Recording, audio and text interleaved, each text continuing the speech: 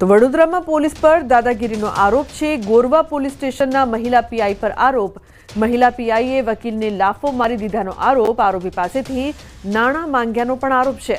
આરોપીને ધાક ધમકી આપતા હોવાનો આક્ષેપ કરવામાં આવ્યો છે। કોર્ટમાં આરોપીને સરેન્ડર કરાવવા લાવેલા વકીલ સાથે મહિલા પીઆઈ અને પોલીસ જવાનોએ માથાકૂટ કરી હોવાના આક્ષેપ છે।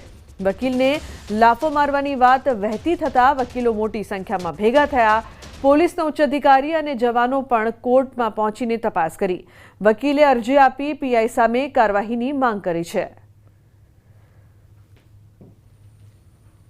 ત્યાં બહાર નીકળ્યા તો આસુંદરા સાહેબે ડાયરેક્ટ વકીલ તરીકે ડાયરેક્ટ એમ તુકારો આપીને એમ કીધું, ચાલે તું અહીંયાથી નીકળી જા, તારું અહીંયા કામ પૂરું થઈ ગયું, અમે સુપ્રીમ કોર્ટ છીએ એમ કરી મેં કીધું કે બેન તમે કાયદાની મર્યાદામાં તમે વાત કરો। એટલામાં તો એમના અને એમની જોડે જે એમના આસિસ્ટન્ટ હતા એમણે મને ધક્કો મારીને 2 લાફા માર્યા છે। કેમ સરેન્ડર અરજી કરી હતી? મેં સરેન્ડર અરજી એટલા માટે કરી હતી કે આ ગોરવા પોલીસ સ્ટેશનના પીઆઈ નિરંતર બધાને જેટલા અરજદારો હોય કે ફરિયાદી હોય એમને બેફામ વાળી વિલાસ વર્તન કરે છે। કંટ્રોલ રૂમ તરફથી સંદેશો આવ્યો હતો કે બી કોર્ટમાં એડવોકેટ અને પોલીસ વચ્ચે કંઈક થોડી બોલાચાલી થઈ છે, તો એ અનુસંધાને કોર્ટ રૂમમાં આવી અને જોયો આખો માહોલ। તો જે એડવોકેટ સાહેબ શ્રી છે તો એમને પણ અરજી આપવા માટે તૈયાર થયા અને આપણે અરજી લઈ પણ લીધી છે। હવે એમાં તપાસ કરીશું। બેદાગ ખાખી પર દાગ, પોલીસની દાદાગીરી આ વાત પહેલી નથી। 3 દિવસમાં અલગ અલગ શહેરોમાં 3 બનાવો બની ચૂક્યા છે।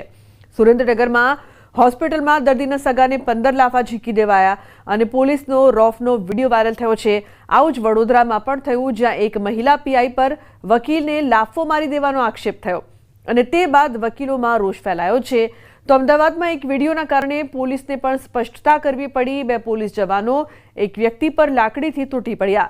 આ બનાવ બાદ પોલીસે સ્પષ્ટતા કરી કે વિડીયોમાં દેખાતો આરોપી રીઢો ગુનેગાર છે અને કંટ્રોલ રૂમમાંથી કોલ મળતા પોલીસ પકડવા પહોંચી હતી, પરંતુ આરોપી કાબૂમાં ન આવતા પોલીસે બળ પ્રયોગ કર્યો હતો।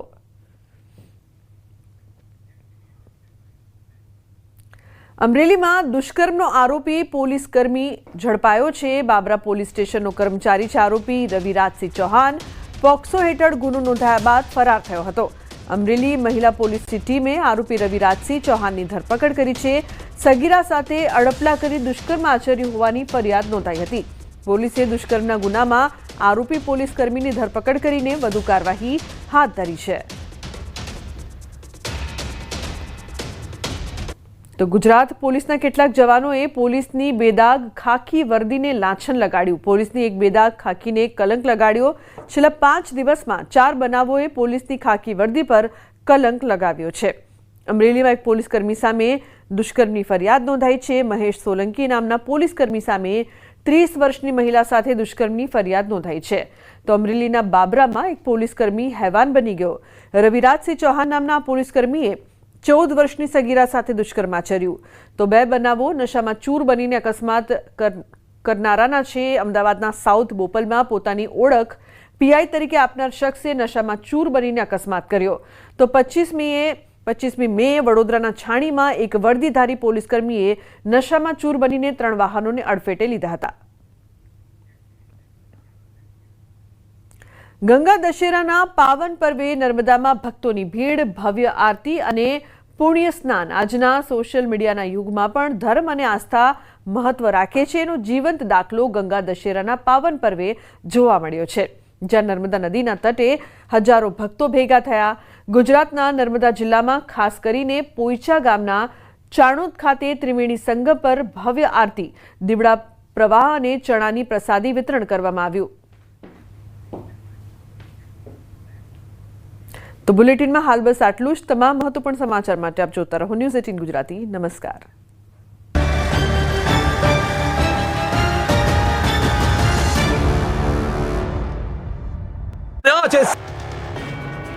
વિસાવદર વિધાનસભાની પેટા ચૂંટણીના ફોર્મ ભરવાના અંતિમ દિવસે ભાજપ કોંગ્રેસના ઉમેદવારોએ ફોર્મ ભર્યા। વિસાવદર બેઠક પર ભાજપમાંથી કિરીટ પટેલ તો કોંગ્રેસમાંથી નીતિન રાણપરિયાએ ફોર્મ ભર્યા, તો આપમાંથી ગોપાલ ઇટાલિયાએ ફોર્મ ભર્યું। વિવાદમાં આવેલી વિસાવદર બેઠક કબજે કરવા માટે આ વખતે ભાજપે નવો ચહેરો મેદાને ઉતાર્યો છે। પક્ષે પાટીદાર સમાજના અગ્રણી નેતા અને જૂનાગઢ જિલ્લાના ભાજપ પ્રમુખ કિરીટ બાબુલાલ પટેલને ઉમેદવાર તરીકે જાહેર કર્યા છે। છેલ્લા 2 દાયકાથી સંગઠનમાં સક્રિય રહી વિવિધ જવાબદારીઓ નિભાવનાર કિરીટ પટેલના સમર્થનમાં સીએમ ખુદ ઉતર્યા હતા. વિસાવદરમાં વિજય સંકલ્પ યાત્રા સાથે રોડ શો કર્યો હતો. તેમાં મોટી સંખ્યામાં ભાજપના કાર્યકર્તાઓ, સ્થાનિક લોકો જોડાયા હતા. ખુલ્લી જીપમાં સીએમ ભૂપેન્દ્ર પટેલે લોકોનું અભિવાદન ઝીલ્યું, પછી સભા કરી જેમાં મોટી સંખ્યામાં લોકો જોડાયા. બાદમાં રોડ શો કરી પ્રાંત કચેરીએ પહોંચ્યા અને સીએમ ભૂપેન્દ્ર પટેલ, સાંસદ રાજેશ ચુડાસમા, જયેશ રાદડિયા સહિતના નેતાઓ સમર્થકોની ઉપસ્થિતિમાં કિરીટ પટેલે ઉમેદવારી ફોર્મ ભર્યું, શક્તિ પ્રદર્શન કર્યું. ભાજપે કિરીટ પટેલને ટિકિટ આપતા સ્થાનિકોમાં ભારે ઉત્સાહ છે. વેપારીઓમાં પણ ખુશી જોવા મળી. અહીં આ વખતની કાંટાની ટક્કર થવાની છે, કેમ કે આ વખતે ત્રિપાંખીયો જંગ છે. આપના ગોપાલ ઇટાલિયા પણ મેદાને છે. છેલ્લા 17 વર્ષથી ભાજપ અહીં જીત્યું નથી, એટલે આ બેઠક પર કબજો કરવા એડી ચૂંટીનું જોર લગાવ્યું છે. ખડી વિધાનસભાની પેટા ચૂંટણીમાં ત્રિપાંખીયો જંગ જામવાનો છે. પેટા ચૂંટણીમાં ઉમેદવારી ફોર્મ ભરવાના અંતિમ દિવસે ભાજપ, કોંગ્રેસ અને આમ આદમી પાર્ટીના ઉમેદવારોએ ફોર્મ ભર્યા. ભાજપ, કોંગ્રેસ અને આપના ઉમેદવારોએ શક્તિ પ્રદર્શન સાથે ફોર્મ ભર્યું. ભાજપથી રાજેન્દ્ર ચાવડાએ, કોંગ્રેસમાંથી રમેશ ચાવડાએ અને આપમાંથી જગદીશ ચાવડાએ ફોર્મ ભર્યું. પોતાના ટેકેદારો સાથે ફોર્મ ભરવા પહોંચ્યા. ભાજપના ઉમેદવાર રાજેન્દ્ર ચાવડાની ફોર્મ ભર્યું પહેલા સભા.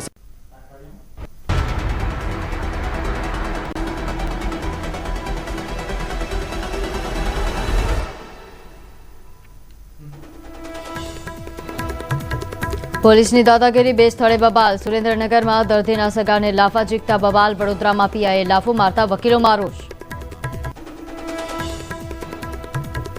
ગુજરાતમાં કોરોનાએ ફંફાડો માર્યો. એક જ દિવસમાં 95 કેસ, કુલ 397 એક્ટિવ કેસ. 22 હોસ્પિટલમાં, 375 હોમ આઇસોલેટ.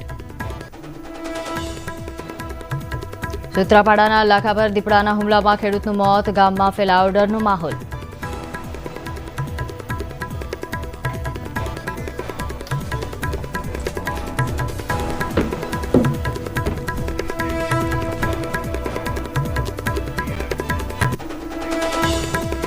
નમસ્કાર, આપ જોઈ રહ્યા છો ન્યૂઝ 18 ગુજરાતી. આપની સાથે હું છું પ્રીતિ તિવારી. નજર કરીશું સમાચાર સુપરફાસ્ટ પર.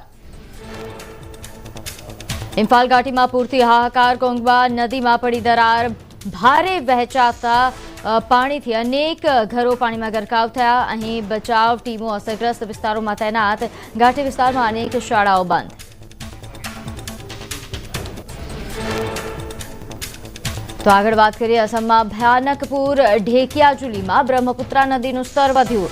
નદીનું સ્તર એટલું વધી ગયું કે રાષ્ટ્રીય ઉદ્યાન પણ અસરગ્રસ્ત બન્યો. તો વન્યજીવો માટે ખતરો ઉભો થયો. મેઘરાજાના અતિરૌદ્ર રૂપના કારણે લોકોમાં ભયનો માહોલ.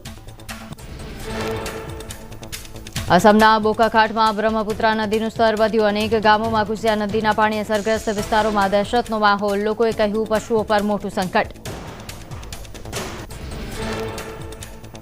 ભારે વરસાદના કારણે ઘણા પૂર્વોત્તરના ભાગોમાં તબાહી. અસમના કાનપુરમાં પૂરની સ્થિતિ. કાનપુર મહેસૂલ વર્તુળના 76 મહેસૂલ ગામો પૂરની ઝપેટમાં આવ્યા. અનેક લોકોનું કરાયું સ્થળાંતર. આસામના શ્રીભૂમિ જિલ્લામાં પૂરની સ્થિતિ યથાવત. પાથરકાંડી, રામકૃષ્ણનગર અને કરીમગંજ વિસ્તાર પાણીમાં ગરકાવ. એસડીઆરએફ તંત્ર દ્વારા રાહત અને બચાવ કામગીરી હાથ ધરાઈ. લંગઈ અને બરાક નદીઓના બંધ તૂટી જતા કરીમગંજ વિસ્તારના અનેક ગામોમાં પાણી ઘૂસ્યા. પૂરગ્રસ્ત વિસ્તારોમાંથી 5000થી વધુ લોકોનું સ્થળાંતર કરી રાહત શિબિરોમાં ખસેડાયા. રાહત શિબિરોમાં ભોજનથી લઈને દવાઓની વ્યવસ્થા કરાઈ. અસમમાં બ્રહ્મપુત્રા નદીના જળસ્તરમાં થયો ઘટાડો, પરંતુ અનેક ગામોમાં પૂરની સ્થિતિ યથાવત. ઓફાલા, ટીયા બસ્તી, આ ઉપરાંત મજારાબારી સહિતના વિસ્તારોમાં જળમગ્ન થયા. તો પૂરને કારણે ડાંગર સહિતના પાકોમાં થયું મોટું નુકસાન. આસામના સિલચરમાં પૂરનો પ્રકોપ. બરાક નદીએ ભયજનક સપાટી વટાવી. અનેક ગામોમાં પૂરના પાણી ઘૂસ્યા. શાળાઓમાં રજા જાહેર કરાઈ. ભારે પૂરથી જનજીવન અસ્તવ્યસ્ત થયું.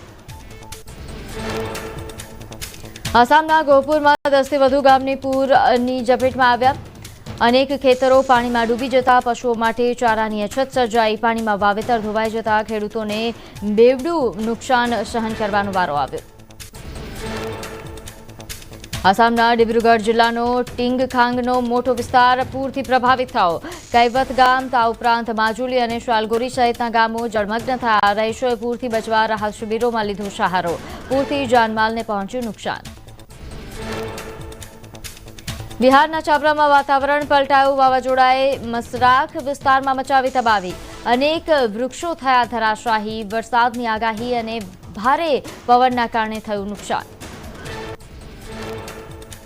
રાજસ્થાનના હિંડોનમાં વાતાવરણમાં આવ્યો પલટો. ભારે પવન સાથે પડ્યો વરસાદ. કટરા બજાર સહિતના વિસ્તારોમાં પાણી ભરાઈ જતા લોકોને અવરજવરમાં પડી હાલાકી. અરુણાચલ પ્રદેશમાં ભારે વરસાદ બાદ નદીઓમાં ધસમસતા પાણી વહ્યા. એક યુવક જીવનના જોખમે લાકડીથી બનેલા પુલને પાર કરતા દેખાયો. ધસમસતા પ્રવાહ વચ્ચે પુલ પાર કરતા યુવકનો વિડીયો વાયરલ.